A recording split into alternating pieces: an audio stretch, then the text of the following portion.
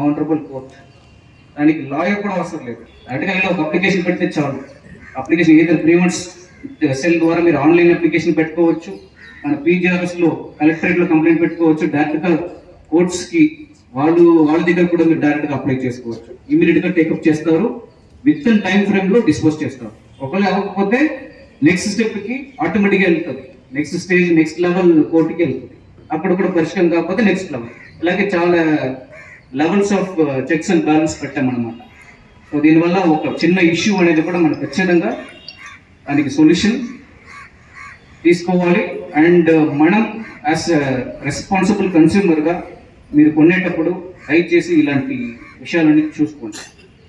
తెలియని వాళ్ళకి దయచేసి తెలియచేయండి, మీ కుటుంబ సభ్యులకి, మీ ఫ్రెండ్స్కి, అండ్ చాలామంది మీ చుట్టాలకి, వాళ్ళందరూ కూడా ఒక బాధ్యత మనకి ఏది ఉందో వాళ్ళకి కూడా తెలియచేయాలి. అండ్ ఈ అవగాహన మీ అందరూ కూడా తీసుకున్న తర్వాత మిగతా వాళ్ళకి కూడా కల్పించాలి.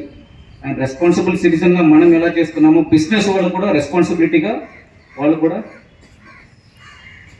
ఈ retail practices, or shop practices ఎథికల్గా వారు కూడా ఫాలో చేయాలి.